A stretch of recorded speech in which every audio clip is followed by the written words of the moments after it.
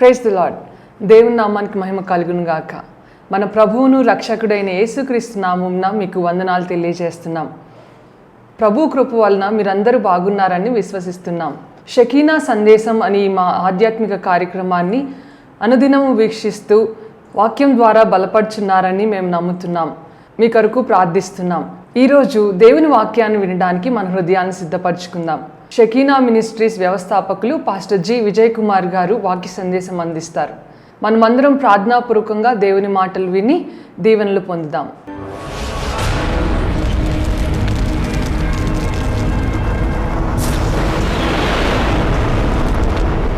అందరికి కూడా ప్రభునామన సహోదరులకు సహోదరులకు అందరికీ వందనాలు తెలియజేస్తున్నాం. ఆయన పరిశుద్ధ ఆలయంలో ఏకీభవించడానికి ప్రభు కృప ఇచ్చారు. కొద్ది నిమిషాలు దేవుని వాక్యాన్ని మనం ధ్యానం చేసుకుందామండి. సమయంలో ఆదికాండం 39వ అధ్యాయము 1వ వచనం. యోసేపును ఐగుప్తునకు తీసుకొని వచ్చినప్పుడు ఫరో యొక్క ఉద్యోగస్తుడును రాజ సంరక్షక సేనాధిపతియునైన పోతీఫరును ఒక ఐగుప్తియుడు అక్కడికి అతను తీసుకొని వచ్చిన ఇష్మాయిల్ యొద్ద అతన్ని కొనెను. యెహోవా యోసేపునకు తోడై ఉండెను గనుక అతడు వర్ధిల్లుచు తన యజమానుడగు ఆ ఐగుప్తుని ఎంట ఉండెను. యెహోవా అతనికి తోడై ఉండెననియు అతడు చేసిందంతయు అతని చేతిలో యెహోవా సఫలం చేసిననియు అతని యజమానుడు చూచినప్పుడు యోసేపు మీద అతని కటాక్షం కలిగిన గనుక అతని యొద్ద పరిచర్య చేయువాడాయను. మరియు అతడు తన ఇంటి మీద విచారణకర్తగా అతను నియమించి తన కలిగిందంతయు అతని చేతికి అప్పగించెను. అతడు తన ఇంటి మీదను తన కలిగిన అంతటి మీదను అతని విచారణకర్తగా నియమించిన కాలం మొదలుకొని యెహోవా యోసేపు నిమిత్తము ఆ ఐగుప్తుయుని ఇంటిని ఆశీర్వదించెను. గట్టిగా చెప్పలు కొడుతూ యేసయ్యకు మహిమ చెల్లిద్దామా. ఇప్పుడు యోసేపు ఐగుప్తుయుని ఇంటిలోనికి వచ్చాడు. పోతీఫరు ఆయన ఇంటిలోనికి వచ్చాడు. ఆ ఇంట్లోకి వచ్చిన తర్వాత ఇప్పుడు ఎలాగున్నా అంటండి, దాసుడుగా ఉన్నాడు, పనివాడిగా ఉన్నాడు. ఇప్పుడు ఏ వస్త్రాలకు వచ్చేసాడు? దాస్యపు వస్త్రంలోనికి వచ్చాడు. యోసేపు ఒకడే, కానీ వస్త్రాలు మారుతూ ఉన్నాయి. జాగ్రత్త. మన పేరు ఒకటే, మన జీవితం ఒకటే. మందిరంలో ఉన్నప్పుడేమో ఒక రకంగా ఉంటున్నాం, మందిరం నుంచి బయటికి వెళ్ళిన తర్వాత దారిలోనే ఇంకొక రకంగా ఉంటాం, ఇంట్లోకి వెళ్తే ఇంకో రకంగా ఉంటాం, పనిచేసే స్థలంకి వెళ్తే ఇంకో రకంగా ఉంటాం. ఎన్ని మారుతాయో దాన్ని ఏమంటారు? రంగులు మారేదాన్ని. ఎంత బాగా చెప్పారమ్మా, ఎంత లోక జ్ఞానం ఉందో మీకు నాకు అర్థం కావట్లేదు. ఊసర వెళ్ళి అంట పచ్చని మొక్కలోకి వెళ్ళగానే దాని రంగు ఎలాగ ఇది పచ్చగా మారిపోయింది. ఒకవేళ ఎండిపోయిన ఆకుల్లోకి వెళ్ళిపోయింది అనుకోండి, ఎలాగైపోయింది దాని రంగు. అలాగే మందిరంలో ఉన్నప్పుడేమో పరిశుద్ధులముగా మనము మారకూడదు దయచేసి. యోసేపు ఒకడే, కానీ ఇక్కడ పరిస్థితులు మారిపోతూ ఉన్నాయి. ఒక దాసుని వస్త్రాలు ధరించాడు. అట్లాగే మనం కూడాను ఎక్కడికి వెళ్ళంగానే ఆ యూనిఫామ్ మార్చుకోవటం కాదు, ప్రభు కోసం మహిమకరమైన సాక్షులముగా మనం ప్రతి స్థలములో నిలుచుదముగాక. ఆమేన్. ప్రేమేం దేవుని బిడ్డలారా, ఇక్కడ ఇతను దాసుని స్వరూపం ధరించినా కానీ అక్కడ కూడా నమ్మకంగా ఉన్నాడంట. దేవునికి స్తోత్రం అండి. నమ్మకంగా ఉంటే ఇప్పుడు ఆ యజమాని ఏం చేశాడంటే, నువ్వు నా ఇంట్లో కేవలం ఒక పని మనిషే కాదయ్యా, ఒక దాసుడే కాదు, కానీ ఇప్పుడు నా ఇంటి మీద విచారణకర్తగా ఉండు, అందరి పని మనుషులందరి మీద నాయకుడిగా ఉండు, ఇదిగో నాకు కలిగింది అంతా కూడా నీ చేతికి అప్పగిస్తున్నాను. దేవునికి మహిమ కలుగును గాక. హల్లెలూయా. యెహోవా యోసేపునకు తోడై ఉన్నాడు గనుక దేవుడంట యోసేపును బట్టి, యోసేపు నిమిత్తము ఆ ఐగుప్తుని ఇంటిని ఆశీర్వదించెను. అంటే యోసేపునకు ఎవరు తోడుగా ఉన్నారు? దేవుడు. తండ్రి తోడుగా లేడు, అన్నదమ్ములు తోడుగా లేరు, తనకు నానేవారు ఎవరు లేరు. కానీ ఏ దేవుని యందు భయభక్తులు కలిగి ఉన్నాడో ఆయన మాత్రము అన్ని పరిస్థితుల్లో కూడా, గుంటలో కూడా తోడుగా ఉన్నాడు, అమ్మి వేసే సమయంలో కూడా తోడుగా ఉన్నాడు, ఆ దాసునిగా ఇంటికి వచ్చినా కానీ తోడుగా ఉండి ఆశీర్వదించి ఇప్పుడు ఆ కుటుంబంలోనే అతన్ని ఒక పై విచారణకర్తగా అందరికంటే గొప్పవాణిగా నిలబెట్టి ఆశీర్వదించాడు. దేవునికి మహిమ కలుగును గాక. హల్లెలూయా. అయితే అక్కడ కూడాను ఆయనకి మరలా పరీక్ష ఎదురైంది. అక్కడ కూడా పరీక్ష ఎదురైంది. ప్రేమిన దేవుని బిడ్డలారా గమనించండి, చేయని నేరానికి తప్పు మోపి ఆయన తీసుకుని వెళ్ళి ఎక్కడ పెట్టారంటండి? చెరసాలలో పెట్టారు. 39వ అధ్యాయం 20వ వచనం చూడండి. 39వ అధ్యాయము 20వ వచనం. అతనిని పట్టుకొని రాజు ఖైదీలు బంధింపబడు చెరసాలలో వేయించెను. అతడక్కడ చెరసాలలో ఉండెను. అయితే యెహోవా యోసేపునకు తోడయ్యుండి అతని యందు కనికరపడి అతని మీద ఆ చెరసాల యొక్క అధిపతికి కటాక్షము కలుగునట్లు చేసెను. చెరసాల అధిపతి ఆ చెరసాలలో ఉన్న ఖైదీలందరినీ యోసేపు చేతికి అప్పగించెను. వారు అక్కడ ఏమి చేసిరో అదంతయు అతడే చేయించువాడు. దేవునికి మహిమ కలుగును గాక. యెహోవా అతనికి తోడయ్యుండెను గనుక ఆ చెరసాల అధిపతి అతని చేతికి అప్పగింపబడిన దేని గూర్చియు విచారణ చేయకి ఉండెను. అతడు చేయునది యావత్తు యెహోవా సఫలమగునట్లు చేసెను. దేవునికి మహిమ కలుగును గాక. యోసేపు చేయనది యావత్తు సఫలమగునట్లుగా చేసెను. దుష్టుల ఆలోచన చెప్పున నడువక, పాపుల మార్గమున నిలువక, అపహాసకులు కూర్చుండు చోటను కూర్చుండక, యెహోవా ధర్మశాస్త్రనందు ఆనందించుచు దివారాత్రము దానిని ధ్యానించువాడు ధన్యుడు. అతడు ఆకు వాడక తన కాలమందు ఫలమిచ్చు చెట్టు వలె ఉండెను. అతడు చేయనిదంతయు సఫలమగును. దేవునికి మహిమ కలుగును గాక. ఈ మాట ఎవరి జీవితంలో నెరవేర్చబడింది అంటే యోసేపు జీవితంలో నెరవేర్చబడింది. దేవుని సన్నిధి తోడుగా ఉంది కనుక చెరసాల నాయకుడికి కూడాను యోసేపు మీద కటాక్షము కలిగింది అంటాడు. దేవుని దయయందును మనుషుల దయయందును. ఎప్పుడు ఆయన మనస్సు మనం కలిగి ఉన్నప్పుడు, ఆయన మనకు తోడుగా ఉన్నప్పుడు మనము ఈ విధంగా వర్ధిల్లుతాము. సమూయేలు దేవుని దయయందును మనుషుల దయయందును జ్ఞానమందును వయసునందును వర్ధిల్లుచుండెను. యేసు ప్రభు వారు కూడా వయసునందు జ్ఞానమందు దేవుని దయందును మనుషుల దయందును వర్ధిల్లుచు. మన బిడ్డల కోసం మనం ప్రార్థన చేయాలి. మన దయ మన పిల్లలపైన ఉండిద్ది, కానీ మనుషుల దయ అంత ఉండిద్దా? దేవుడు తోడుగా ఉంటే ఉండును గాక. ఆమేన్.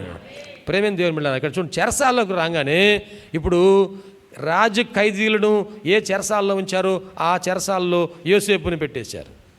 ఇప్పుడు ఆ పని మనిషిగా ఉన్నటువంటి యోసేపు ఇప్పుడు పేరు మారిపోయింది, ఖైదీ అయినటువంటి యోసేపు కదండి. తండ్రి ఇంట్లో ఉన్నప్పుడేమో తండ్రికి ప్రేమైన యోసేపు, బానిసగా వెళ్ళినప్పుడేమో పని మనిషి అయిన యోసేపు. జైల్లోకి వెళ్ళగానే ఒక నంబర్ ఇస్తారు కదా, ఆ నంబర్ ఇప్పుడు యోసేపు వస్త్రం పైన వెనకాల ఆ నంబర్ వేసి ఉంది. ఏ నంబర్ ఉందో మరి కదా. ఇది ఈ వస్త్రాలు ఏ వస్త్రాలు? ఖైదీ వస్త్రాలు. ఖైదీలు అందరికీ ఒకటే యూనిఫామ్, నంబర్లు ఉంటాయి. ఇప్పుడు యోసేపుకి ఖైదీ వస్త్రం వచ్చింది. చూడండి, ఆ వస్త్రాలు ధరింపజేస్తుంటే యోసేపు ఎంతో దుఃఖపడ్డాడు, ఎంతో కన్నీరుగా వచ్చాడు. ప్రభువా, నేను ఏ నేరం చేశానని నాకు ఈ ఖైదీ వస్త్రాలు వేస్తున్నారయ్యా? ఏ నేరం చేశానని, ఏ పాపం చేశానని ఈ ఖైదీ వస్త్రాలు వేస్తున్నారు? పాపం చేయకపోతేనే వేస్తారా? చేస్తే ఇరా? సందేహం వచ్చేది కదండి. నేను ఇంత నీకోసం పరిశుద్ధంగా నిలబడ్డానే, ఎందుకు నాకు ఈ ఖైదీ వస్త్రాలు వచ్చినాయి? నిజంగా తప్పు చేస్తే నిజమే తప్పు చేశాను అనుకుంటాను, తప్పు చేయకుండానే నాకు ఈ ఖైదీ వస్త్రాలు ఏందయ్యా, ఈ అవమానం ఏందయ్యా? యోసేపు జీవితంలో ఈ వస్త్రాలు మారినాయి, ఈ అనుభవాలు మారినాయి, ఈ పరిస్థితులు మారినాయి. ఎంతో దుఃఖపడతా ఉన్నాడు. కానీ దేవుడు తోడుగా ఉండి యోసేపునంట చెరసాలలో ఉన్న ఖైదీలందరి మీద విచారణకర్తగా ఆ అధికారి హెచ్చించి ఆశీర్వదించాడు. దేవునికి స్తోత్రం అండి. హల్లెలూయా. ఆ పరిస్థితిలో నుండి దేవుడు ఆ యోసేపును చెరసాల నుంచి మరలా ఎక్కడ తీసుకొచ్చాడు? ఇప్పుడు రాజవస్త్రములు ధరింపజేశాడు. దేవునికి మహిమ కలుగును గాక. హల్లెలూయా. చూడండి, 41వ అధ్యాయము 42వ వచనం. మరియు ఫరో తన చేతిలో ఉన్న తన ఉంగరము తీసి, తన చేతిలో ఉన్న ఉంగరము తీసి యోసేపు చేతికి పెట్టి సన్నపు నారబట్టలు అతనికి తొడిగించి అతని మెడకు బంగారు గొలుసు వేసి, అతని మెడలో బంగారు గొలుసు వేసి తన రెండవ రథం మీద అతన్ని ఎక్కించెను. అప్పుడు వందనము చేయుడని అతని ముందర జనులు కేకలు వేసిరి. అట్లు ఐగుప్తు ఐగుప్తు దేశమంతటి మీద అతను నియమించెను. ఆ. మరియు ఫరో యోసేపుతో, ఆ. ఫరోను నేనే, ఆ. అయినను నీ సెలవు లేక ఆ. ఐగుప్తు దేశమంతటిను ఆ. ఏ మనుషుడును ఏ మనుషుడు కూడా తన చేతినైనను తన చేతినైనను కాలినైనను ఎత్తకూడదని చెప్పెను. ఎత్తకూడదని చెప్పాను. దేవునికి మహిమ కలుగును గాక. ఇప్పుడు రాజుగారంట తన చేతిలో ఉన్న ఉంగరాన్ని యోసేపు చేతికి పెట్టెను. దేవునికి మహిమ కలుగును గాక. ఉంగరం చేతికి పెట్టేది ఎప్పుడు? మనకు అదే గుర్తొచ్చింది కదా, మన ఆయన పెట్టాడు కదా, మా ఆవిడకి పెట్టాం కదా, ఇదే గుర్తొస్తుంది. ఆ ఉంగరాలు ఉన్నాయా పోయినాయా? ఉంగరం అనేది దేనికి సూచనగా ఉందంటే అధికారానికి సూచన. ఉంగరము అధికారానికి సూచన. ఇప్పుడు భార్య భర్త చేతికి ఉంగరం పెడుతుంది అంటే అర్థం ఏంటి? నా మీద నిన్ను అధికారిగా ఉండడానికి అధికారం నీకు అప్పగిస్తున్నాను. ఇప్పుడు దాకా నా మీద మా నాన్నగారు మా అమ్మగారు అధికారం ఉన్నారు, కానీ ఇక నుండి నా మీద నువ్వే అధికారం కలిగి ఉండని ఆమె తన భర్తకు లోబడుతుంది. స్త్రీలారా మీ పురుషులకు లోబడి ఉండండి, భర్తలారా మీ భార్యలను ప్రేమించండి. ఇది భార్యాభర్తల సంబంధం. అయితే రాజుగారి యొక్క ఉంగరం అంటే అర్థం ఏంటంటే రాజ్యాధికారం. దేవునికి మహిమ కలుగును గాక. ఎప్పుడైతే రాజుగారు తన కుమారుని పట్టాభిషేకం చేస్తాడో అప్పుడు రాజుగారు చేతికి ఉన్నటువంటి ఉంగరము తీసి తన కుమారుడికి యువరాజుకి ఆయన ఆ ఉంగరాన్ని ధరింపజేస్తారు. ఇప్పుడు రాజ్యం మీద అధికారం నీకు అప్పగిస్తున్నాను.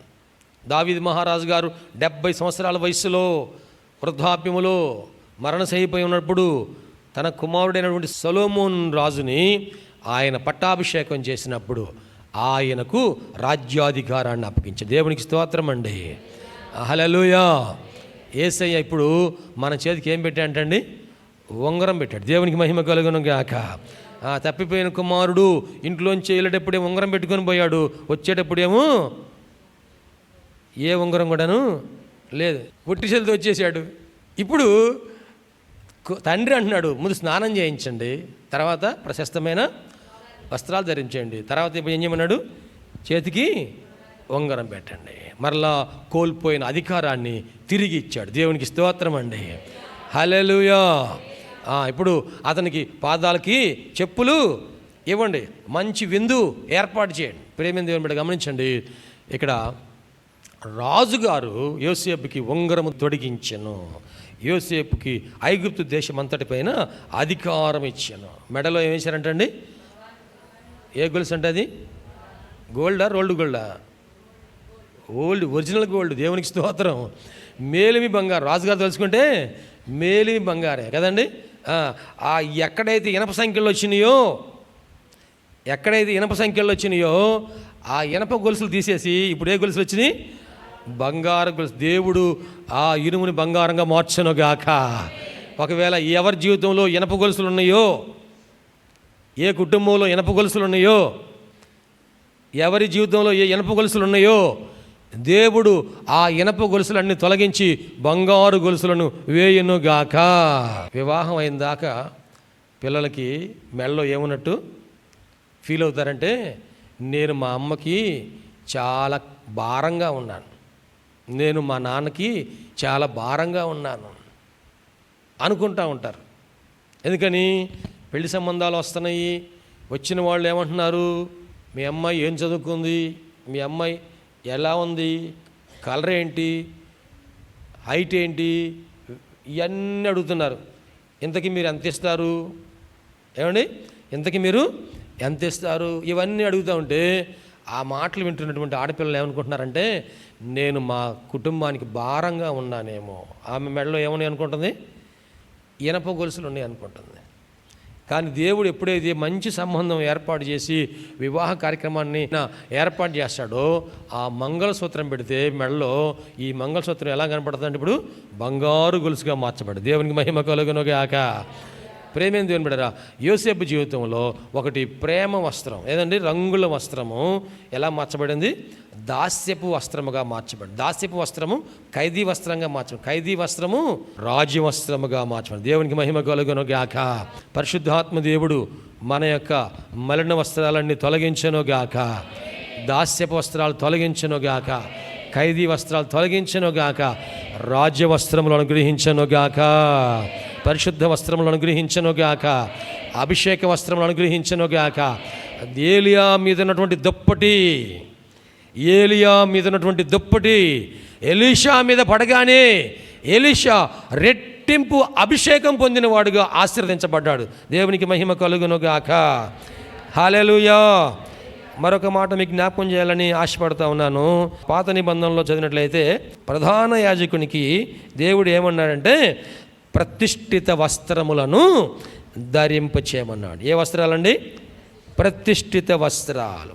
అతనికి ఏముండాలంటే నిర్గమకాండం 39:2 ఏఫోదును ధరింపచేయాలి. 4 రంగులతో అల్లినటువంటి ఈ వస్త్రం, అది 4 రంగులతో చేయబడిన వస్త్రం. బంగారు, నీల, ధూమ్ర, రక్తవర్ణములు, 4 వర్ణాలు, 4 రంగులు. ఈ బంగారము ప్రభు అయిన యేసుక్రీస్తు వారికి సూచనగా కనబడతా ఉంది. ఏఫోదును ధరించాలి. రెండవది, భుజముల మీద భుజఖండములు అనేవి ధరించాలి. ఈ భుజఖండముల మీద ఒక్కొక్క భుజం మీద 6 పేర్లు చెప్పున, వారి జనన క్రమము చొప్పున, మొట్టమొదట పుట్టిన 6 కుడివైపున, తర్వాత పుట్టిన 6 ఎడమ వైపున, ఆ భుజఖండముల మీద రత్నముల మీద వారి పేర్లు చెక్కాలి. తర్వాత న్యాయ విధాన పథకము తన ఛాతీ మీద ఉండాలి. ఎవరి మీద? ఎవరికి? ప్రధాన యాజకునికి. ఈ ప్రధాన యాజకునికి ఆ 12 గోత్రాల వాళ్ళ పేర్లు కూడాను ఆ 12 రత్నముల మీద చెక్కాలి. అనగా యేసయ్య మనలను ఆయన భుజముల మీద మోసేవాడుగా ఉన్నాడు. దేవునికి స్తోత్రం. అలాగే ఆయన గుండెల్లో దాచుకునేవాడిగా ఉన్నాడు. దేవునికి స్తోత్రం. హల్లెలూయా. అలాగే ఊరీము, తుమ్మీము, ఇవి న్యాయ విధాన పథకము యొక్క మడతలో గల 2 విలువైన రాళ్ళు. ఇవి దేవుని చిత్తము తెలుసుకోవడానికి ఉపయోగించేవి. తర్వాత నిలువుటంగి. ఏఫోదు క్రింద నిలువుటంగి ఉంటుంది. దీని అంచు చుట్టూ కూడాను దానిమ్మ పండ్లు, వాటి నడుమ బంగారు గంటలు తగిలింపబడి ఉంటాయి. ఇందులోని గంటలు శబ్దాలను తెలియజేస్తాయి. ఇక్కడ జ్ఞాపకం చేసుకోండి, ప్రధాన యాజకుడు దేవుని అతి పరిశుద్ధ స్థలంలోనికి వెళ్ళేటప్పుడు ఈ అంగీకి ఉన్నటువంటి గంటలు మోగుతూ ఉంటాయి. నడుముకు ఒక తాడు ఉంటుంది. ఈ తాడు నడుముకి కట్టబడి దాని కొన మందిరం వెలుపల దాకా ఉంటుంది. అంత పొడవైన తాడు ఉంటుంది. ఎందుకని? ఈ ప్రధాన యాజకుడు మందిరము లోపలికి వెళ్ళిన తర్వాత, అతి పరిశుద్ధ స్థలంలోకి వెళ్ళిన తర్వాత, ఒకవేళ పాపంతో ఉన్నట్లయితే అతను ఏమవుతాడు? అతి పరిశుద్ధ స్థలములో చనిపోతాడు. మందసం పట్టుకుంటేనే చనిపోయాడు కదా. మందసం పడిపోతుందని పట్టుకుంటేనే చనిపోయాడు ఉజ్జా అనే అతను. కానీ ఇప్పుడు అతి పరిశుద్ధ స్థలంలోనికి ఈయన అడుగు పెడుతున్నాడు. ఒకవేళ ఇతనిలో కానీ దోషం ఉంటే అతి పరిశుద్ధ స్థలంలో చనిపోతాడు. ఆ చనిపోయిన ఆయన్ని ఎవరు తీసుకురావాలి? నువ్వు పోయి తీసుకురా, ఆయన పోతావా? నేను పోతే నా పరిస్థితి ఏమిటో అని ఎవరు వెళ్ళకుండగా ఈ తాడు ఉంది కదా, తాడు బట్టి బయటికి లాగుతారు. అయితే ఈ అంగీకంట ఒక వరుస ఏమో గంటలు ఉన్నాయంట, మరొక వరుస ఏమో దానిమ్మ పండ్లు తయారు చేశారు. దానిమ్మ పండ్లు అంటే మామూలు దానిమ్మ పండ్లు కాదు, బంగారు దానిమ్మ పండ్లు తయారు చేసి ఆ అంగీకి వేలాడదీశారు. ఇది 2 అనుభవాలు ప్రధాన యాజకుడికి మనం గమనిస్తాం. ఈ ఫలాలేమో ఆత్మ ఫలానికి సూచన, ఈ గంటలేమో ఆత్మశక్తికి సూచన. గంటలు ఏం చేస్తున్నాయి? మోగుతున్నాయి, శబ్దము వినబడతా ఉంది. అనగా దేవుని పరిశుద్ధాత్మ శక్తితో నింపబడిన వారు దేవుని కొరకు ప్రకాశిస్తారు. వారు బలమైన కార్యాలు జరిగిస్తారు. దేవునికి స్తోత్రం అండి. ఇవి ప్రధాన యాజకుడు ధరించే వస్త్రములు. కాబట్టి ప్రధాన యాజకునికి ఏ వస్త్రాలు తయారు చేయాలి అంటే ప్రతిష్ఠిత వస్త్రాలు తయారు చేయాలి అని చెప్పేసి దేవుడు చెప్పాడు. అలాగనే తల మీద ఒక తలపాగా, టోపీ పెడతారు. తల మీద తలపాగా పెట్టి దాని మీద ఏమని రాయాలి? యెహోవా పరిశుద్ధుడు. ఏమని రాస్తారండి? యెహోవా పరిశుద్ధుడు అని ఆయన గురించి అక్కడ రాయాలి. ఇవన్నీ కూడా ఈరోజు కూడాను ఆర్సిఎం చర్చిలో అక్కడ బిషప్లు, ఫాదర్లు, లేకపోతే పోపులు అందరూ కూడా ఇవి ధరించి ఉంటారు. అవన్నీ కూడాను సాదృశ్యముగా ఉన్నాయి, ఛాయారూపకంగా ఉన్నాయి. కానీ నిజస్వరూపము క్రీస్తులో ఉన్నది. దేవునికి మహిమ కలుగును గాక. ఈ ఉపవాస దినాల్లో మనము యాజకుని వస్త్రములు అనగా దేవుని పరిచర్య చేయటకు కావలసినవి ప్రభు మన అందరికీ అనుగ్రహించను గాక. ఊరీము తుమ్మీము దయచేయను గాక. ఆ న్యాయ విధాన పథకమును మనకు దయచేయను గాక. అంటే న్యాయ విధాన పథకము, భుజఖండములు ఇవి భారమును భరించుటకు సూచనగా ఉన్నాయి. తెల్లవారుజామైన 5 గంటలకి ఇక్కడ వచ్చాం అంటే ఎప్పుడు నిద్రలేసాం? ఏమండి, ఎప్పుడు నిద్రలేసాం? 4 గంటలకు లేకపోతే 5ంటికి వస్తామా? రాలేం కదా. మనం లేచి స్నానం చేసి సిద్ధపడి రావటమే కదా. దీనికి మనకి సిద్ధపాటు అవసరం. రాత్రి పాతగుంటూరులో ప్రార్థన జరిగింది, రెడ్డిపాలెం శారదాకాలంలో ప్రార్థన జరిగింది. శారదాకాలనీ దేవదాస్ గారు వెళ్ళమని చెప్పాను, నేను పాతగుంటూరు పోయాం. మేము ప్రార్థన అంతా ముగించుకొని ఇంకో కుటుంబంలో ప్రార్థన కావాలంటే అక్కడికి వెళ్ళి మేము ఇంటికి వచ్చేసరికి రాత్రి 11:30 అయిపోయింది. పడుకునేటప్పటికి 11:30కి పడుకున్నాను, 3:30కే లేచాము. రోజు ఎక్కువ టైం నిద్రపోవచ్చాము, కానీ ఈరోజు పరిచర్య చేయాలి. మనం పరిచర్య చేయాలి కాబట్టి ప్రభు కోసం సమర్పణ కలిగి ఉండాలి. ఈ భారం మనం తీసుకోవాలి. 12 గోత్రాల పేర్లు ఎక్కడ ఉన్నాయంటే అంటే ఛాతీ మీద ఉన్నాయి. దేవునికి మహిమ. న్యాయ విధాన పథకములో ఒక్కొక్క రత్నం మీద ఒక్కొక్క పేరు, 12 గోత్రాల పేర్లు 12 రత్నాల మీద ఛాతీ మీద చెక్కబడి ఉన్నాయి. ఒక భుజం మీద 6, మరొక భుజం మీద 6, 12 గోత్రాల పేర్లు చెక్కబడి ఉన్నాయి. ఇది మనము బాధ్యతగా మనం తీసుకోవాలి. మనం ఈ భారం తీసుకుంటున్నామా? ఆత్మల భారం తీసుకుంటున్నామా? ఎంతమందికి మనం స్వార్థ చెప్పాం? ఎంతమందిని మందిరానికి తీసుకురాగలిగాం? నేను ఇదిగో ఫలానా బిడ్డను మందిరంలోకి తీసుకురాగలిగాను, దేవునిలోకి నడిపించగలిగాను, విశ్వాసం నడిపించగలిగాను, రక్షణ నడిపించగలిగాను అని మనం చెప్పగలమా? నేను నా కుటుంబం సుఖంగా ఉన్నాను చాలనుకోవద్దు. దయచేసి నశించుచున్న ఆత్మల గురించి భారం. 12 గోత్రాలు ఒకే రకంగా లేరు. 12 గోత్రాల వారు నానా రకాలుగా ఉన్నారు. కానీ అందరినీ భారము ప్రధాన యాజకుడు భరించి అతి పరిశుద్ధ స్థలంలోకి వెళ్ళి ప్రభు అందరి పాపములు క్షమించిన ఆయన అని దేవుని వేడుకుంటారు. ఈ అనుభవాలు, ఒక్కొక్క వస్త్రం ఒక్కొక్క అనుభవాన్ని సూచిస్తూ ఉంది. ఈ ఉపవాస ప్రార్థనలో మనము లేని వాటన్నిటిని స్వతంత్రించుకుందాము గాక, పొందుకున్న వాటిని పదిలపరచుకుందాము గాక. ఆమేన్. దేవుడి మాటలు మన వినికిడిలో దీవించను గాక.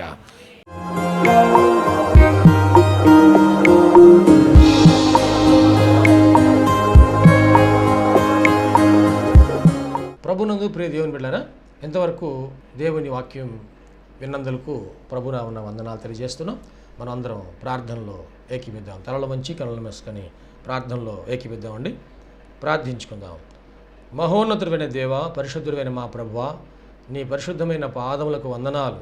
ఇదిగో నాయనా, ఈ వాక్యము ద్వారా మాతో మీరు మాట్లాడినందుకు వందనాలు ప్రభా. అవును, నువ్వు సజీవుడైన దేవుడు అయ్యా, మాట్లాడే దేవుడవు ప్రభా. ఈ వాక్యం మా హృదయంలో పదిలిపరుచుకుంటూ సహాయం చేయండి. సంపూర్ణమైన మారు మనసు మాకు దయచేయండి. పాప క్షమాపణ అనుభవం మాకు దయచేయండి. రక్షణ ఆనందం మాకు దయచేయండి ప్రభువా. ఈ అనారోగ్యములు, బలహీనతలు, సమస్యలు, శోధనలు, సైతాను ఆటంకాలు అన్నీ కూడా యేసుక్రీస్తు నామములో తొలగించండి నాయన. పరిశుద్ధాత్మ దేవ, మీ కార్యం జరిగించండి అయ్యా. మీరు మాకు తోడుగా ఉండి దీవించండి. మమ్మల్ని, మా కుటుంబం జ్ఞాపకం చేసుకోండి. మా బిడ్డలు మీరు ఆశీర్వదించండి ప్రభువా. మా కుటుంబంలో రక్షణ ఆనందం సంపూర్ణంగా దయచేయండి. ఎటువంటి అవసరాలని మీకు తెలుసునైనా ప్రతి అవసరతలో కూడా మాకు సహాయం దయచేయండి. అన్ని విషయాలు కూడా మీరు దీవించండి. ఈ టీవీ ప్రోగ్రాం చూసిన ప్రతి ఒక్కరిని పేరు వరుసన మీరు దీవించి రక్షించి మీరు అక్కడ కొరకు సిద్ధపరచండి. మంచి భవిష్యత్తును వారికి దయచేసి మీ కృపలో మీరు వర్ధలు చేయమని నీకే సమర్పణ చేసుకుంటూ యేసయ్య పరిశుద్ధ నామములో స్తుతించి ప్రార్థించి వేడుకుంటున్నాము తండ్రి. ఆమేన్. తండ్రి, కుమార, పరిశుద్ధాత్మ త్రియేక దేవుని దీవెన తోడుగా నడిపించను గాక. ఆమేన్, ఆమేన్, ఆమేన్. మీ అందరికీ ప్రభునామన వందనాలు. దేవుడు మిమ్మల్ని దీవించను గాక. ఆమేన్. ప్రభునందు ప్రియమైన సహోదరి సహోదరులందరికీ షకీనా ప్రార్థనా మందిరం తరపున హృదయపూర్వక వందనాలు తెలియజేస్తున్నాం. దేవుని కృప వలన 2012వ సంవత్సరంలో 350 గజముల స్థలంలో ఈ మందిరం నిర్మించుకోవడానికి ప్రభు కృపించారు. 2016వ సంవత్సరంలో నూతన స్థలం 180 గజముల స్థలం తీసుకోవడానికి ప్రభు సహాయం చేశారు.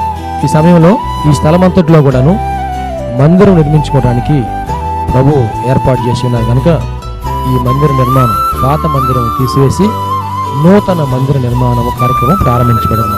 దయచేసి ఈ మందిర నిర్మాణం కొరకు మీరు అందరూ ప్రార్థన చేయాలని, ప్రేరేపించబడిన వారందరూ కూడాను ఈ మందిర నిర్మాణంలో 106 అడుగుల పొడవు 45 అడుగుల వెడల్పు కలిగిన ఈ స్థలం అంతట్లో మందిర నిర్మాణం స్లాబ్ వేయటం జరుగుతుంది కనుక దయచేసి ప్రేరేపించబడిన వారందరూ కూడా మీ ఆర్థిక సహాయ సహకారాలు అందించి ప్రార్థించి మీరు దీవించబడాలని ప్రభునామన మనవి చేస్తున్నాం. ఈ స్క్రీన్ మీద చూపించబడుతున్న నంబర్కు మీరు ఫోన్పే కానీ గూగుల్ పే కానీ లేక మా అకౌంట్ నంబర్కి మీరు కానుక పంపించి సహాయం చేయాల్సిందిగా కోరుతున్నాం. లేక మీరు ప్రత్యక్షంగా వచ్చి ఈ మందిర నిర్మాణ కార్యక్రమాన్ని చూసి మీరు కానుక అందించి దీవించబడాలని ప్రభునామన మనం చేస్తాం. ప్రభు మనందరికీ తోడుగా ఉండి ఆశీర్వదించును గాక. ఆమె. షకీనా ప్రార్థనా మందిరము దేవుని యొక్క దర్శనములో దేవుని కృప వలన 2012వ సంవత్సరము మే నెల 1వ తారీఖున ప్రతిష్ఠ చేయటం జరిగింది. ఈ మందిరంలో దేవుని ఆరాధించుటకు విచ్చేసిన వారు ఆత్మరక్షణ, శరీర స్వస్థత, వారి జీవితంలో ఆశీర్వాదాలు పొందుకుంటూ ఉన్నారు. ఉపవాస ప్రార్థనలో అభిషేకించబడి దేవుని ఆత్మతో ఆరాధించుచున్నారు. అనేక మంది పరిశుద్ధాత్మతో నింపబడుచున్నారు. దురాత్మ బంధకములతో బంధించబడిన వారు సాతాను బంధకాల విడిపించబడి ఆశీర్వాదం పొందుతూ ఉన్నారు. రక్షణ లేని వారు బాప్తిసం పొంది రక్షణ ఆనందాన్ని అనుభవిస్తూ ఉన్నారు. ఈ మందిరంలో చేయబడుచున్నటువంటి ఉపవాస ప్రార్థనలు, అభిషేక ఆరాధనలో అనేక మంది దీవించబడుతూ ఉన్నారు. ప్రియ స్నేహితులారా, మీరును సమస్యల్లో సతమతమవుతున్నారా? వ్యాధి బాధలతో పీడించబడుతున్నారా? నెమ్మది లేక బాధపడుతున్నారా? రండి, షకీనా ప్రార్థనా మందిరంలో ఆరాధనలో ఏకీభవించండి. ప్రభు మీకు సహాయం చేయగలరు. ప్రతి నెల 2వ శనివారము షకీనా ప్రార్థనా మందిరంలో సంపూర్ణ రాత్రి ఉపవాస ప్రార్థన ఏర్పాటు చేయబడింది. ఈ ఉపవాస ప్రార్థనలో అనేక మంది ఆత్మతో అభిషేకించబడుతున్నారు. అనేక మంది ఆత్మ వరములతో నింపబడుతున్నారు. దురాత్మ బంధకముల్లో ఉన్నవారు విడిపించబడుతున్నారు. దేవుని యొక్క ఆశీర్వాదాలు పొందుకుంటున్నారు. అనారోగ్యంతో ఉన్నవారు స్వస్థపరచబడుతూ ఉన్నారు. ఈ సందేశం మీకు ఆశీర్వాదకరంగా ఉందని నమ్ముచున్నాం. ఈ సందేశం ద్వారా మీరు పొందిన మేలులు మరియు మీ ప్రార్థన అవసరతలు మాతో తప్పక పంచుకొనగలరు. మా అడ్రస్ షకీనా ప్రార్థనా మందిరం, శారదా కాలనీ 32వ లైన్, రెడ్డిపాలెం రోడ్, గుంటూరు. మా ఫోన్ నంబర్స్ 9963242497, మరి ఒక నెంబర్ 8885539777. Praise the lord.